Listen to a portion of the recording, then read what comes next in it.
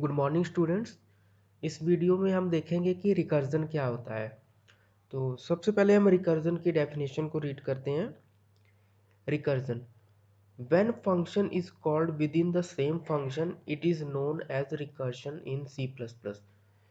इसका मतलब है कि जब भी कोई फंक्शन अपने आप को कॉल करता है तो उस प्रोसेस को हम क्या बोलते हैं, रिकर्जन। एक फंक्शन जब अपने ही आप को कॉल करने लगे तो उस प्रोसेस को हम रिकर्जन बोलते हैं। बट रिकर्जन की एक कंडीशन होती है कि अगर एक फंक्शन अपने आप को कॉल कर रहा है, अगर वो बार बार कॉल करता रहेगा तो इससे क्या होगा कि एक स्टेज ऐसी आएगी कि जब इनसफिशिएंट मेमोरी हो जाएगी, क्योंकि कोई ना कोई एक ऐसी कंडीशन होनी चाहिए जिसके बाद हमारा जो फंक्शन है वो अपने आप को कॉल करना बंद भी कर दे। अदरवाइज वो एक इनफाइनाइट की तरह हो जाएगा कि वो कॉल करता ही जा रहा है। जैसे हम फॉर लूप में इनफाइनाइट लूप को देखते हैं कि अगर हम कंडीशन अच्छे से मैनेज नहीं करते तो हमारा प्रोग्राम इनफाइनाइट लूप में भी जा सकता है। तो सिमिलरली जब एक फंक्शन अपने आप को कॉल करता है तो उस प्रोसेस को रिकर्शन बोलते हैं। बट रिकर्शन की एक कंडीशन होती है कि there must be some termination condition. कोई ना कोई एक ऐसी कंडीशन होगी जिसके बाद फंक्शन अपने आप को कॉल करना बंद कर देगा। और रिकर्शन में जो हम डेटा स्ट्रक्चर यूज़ करते हैं वो होता है स्टैक। जो डेटा स्ट्रक्चर जो यूज़ होता है रिकर्शन में वो होता है स्टैक। और जो स्टैक होता है वो जो फॉलो करता है प्रिंसिपल वो होता है लिफो। लिफो मीन्स होता है लास्ट इन फर्स्ट आउट। मतलब जो रिकॉर्ड सबसे लास्ट में स्टैक में पुश होगा वो सबसे पहले स्टैक से पॉप होगा। तो अब हम रिकर्जन को एक एग्जांपल से समझते हैं।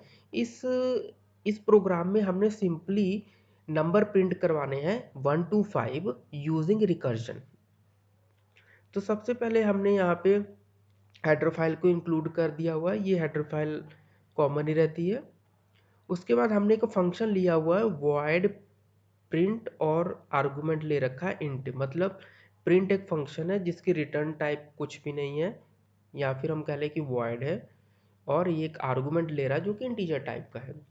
अब हमने यहाँ पे वॉइड मेन, यहाँ मेन फंक्शन से हमारे प्रोग्राम की स्टार्टिंग होगी। तो हमने यहाँ पे एक वेरिएबल ले रखा हुआ एक्स की वैल्यू जो है 5 है।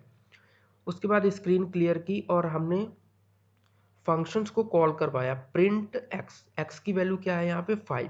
तो जैसे हमने फंक्शन को कॉल करवाया तो कॉल करवाने के जैसे हम कॉल करेंगे तो हमारा जो कंट्रोल होगा वो फंक्शंस की बॉडी के पास शिफ्ट हो जाएगा, जंप हो जाएगा। तो void print and then int x, ये है फंक्शन की बॉडी। तो यहाँ पे जो x की वैल्यू थी 5, ये वाली x की वैल्यू 5 है जो यहाँ पे हमने पास की एज ए आर्गूमेंट, और ये जो आर्गूमेंट x है ये यहाँ पे पास हो जाएगा इस वाले x में। एक चीज़ हमने ध्यान रखनी है कि ये वाला x और ऊपर वाला x ये दोनों सेम नहीं है, ये दोनों अलग अलग हैं। क्योंकि ये वाला जो x है ये मेन फंक्शंस के लिए लोकल वेरिएबल का काम करेगा, और यहाँ पे जो ये वाला x है ये प्रिंट फंक्शन के लिए लोकल वेरिएबल का काम करेगा। हम इन दोनों को यहाँ पे x है, हम यहाँ पे y भी लिख सकते हैं, कोई प्रॉब्लम नहीं है। उसके बाद सबसे पहले हमने कंडीशन लगा रखी है कि अगर x की वैल्यू 1 होगी तो ये सिंपली प्रिंट कर देगा x की वैल्यू, ठीक है। और एंड एल जो होता है वो तो लाइन चेंज करने के लिए होता है।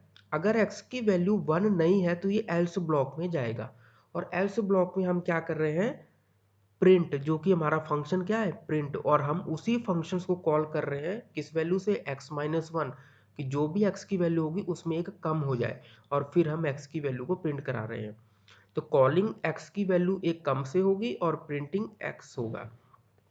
तो यही चीज़ है रिकर्जन, कि फंक्शन है वॉइड प्रिंट, जब तक x की वैल्यू 1 नहीं होगी तो क्या कर रहा है, फंक्शन अपने आप को कॉल कर रहा है। जैसे ये कॉल करेगा कंट्रोल फिर से इसके पास आ जाएगा यहाँ पे। और बेस कंडीशन या टर्मिनेशन कंडीशन क्या है कि जब x की वैल्यू 1 हो जाएगी तो ये अपने आप को कॉल करना बंद कर देगा। यहाँ पे सिंपली हमने प्रिंट है, यहाँ पे कोई भी कॉलिंग स्टेटमेंट नहीं है। तो होता क्या है कि जब भी हम किसी फंक्शंस को कॉल करते हैं तो स्टैक में एक रिकॉर्ड पुश होता है। जैसे हमारा सबसे पहले हमारा मेन फंक्शन, हमने मेन फंक्शन कॉल होता है तो स्टैक में एक रिकॉर्ड मेन के नाम से चला जाएगा। फिर मेन के अंदर से हमने क्या कॉल करवा रखा है, प्रिंट देन 5। तो मेन के बाद जो नया रिकॉर्ड पुश होगा स्टैक में वो प्रिंट 5 होगा। अब x की वैल्यू 5 है यहाँ पे, x की वैल्यू यहाँ पे गई 5, x की वैल्यू 1 तो नहीं है, तो 1 नहीं है तो एल्स में गया, तो प्रिंट 5 माइनस 1 4। तो प्रिंट 5 ने प्रिंट 4 को कॉल कर दिया, क्लियर। बट प्रिंट 4 के बाद एक स्टेटमेंट है सी आउट एक्स, और x की वैल्यू कितनी थी 5। अभी ये प्रिंट नहीं होगी क्योंकि यहाँ पे प्रिंट 4 ने फिर से प्रिंट 3 को कॉल कर दिया है यहाँ पे। तो ये चीज़ रिज्यूम हो जाएगी, ये बाद में रिज्यूम होगी, सॉरी अभी पॉज हो जाएगी, बाद में रिज्यूम होगी ये। तो यहाँ पे प्रिंट 4 ने प्रिंट 3 को कॉल किया, बट ये स्टेटमेंट सी आउट अभी 4 अभी प्रिंट नहीं होगी। प्रिंट 3 ने फिर प्रिंट 2 को कॉल किया, ये अभी नहीं प्रिंट होगा। प्रिंट 2 ने फिर प्रिंट 1 को कॉल किया। अब प्रिंट 1, x की वैल्यू कितनी हो गई है 1। जब x की वैल्यू हो गई 1 तो हमने क्या प्रिंट कर दिया, x की वैल्यू ही प्रिंट कर दी। तो जब x की वैल्यू 1 थी तो क्या प्रिंट हो गया, 1 प्रिंट हो गया। अब जैसे ये 1 प्रिंट हुआ, ये रिकॉर्ड स्टैक से क्या हो जाएगा, पॉप हो जाएगा। जैसे ये रिकॉर्ड पॉप होगा तो यहाँ पे ये वाला जो स्टैक है, ये रिकॉर्ड रिज्यूम हो जाएगा, और इसके स्टैक में क्या पड़ा हुआ है, 2 प्रिंट कराना, तो ये 2 प्रिंट करा के ये भी पॉप हो जाएगा। फिर ये आएगा यहाँ पे क्या होगा, 3 प्रिंट होगा, फिर ये भी पॉप हो जाएगा।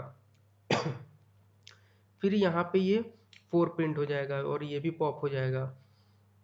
फिर यहाँ पे 5 प्रिंट हो जाएगा, और फिर इसी तरह से ये भी पॉप हो जाएगा, और फिर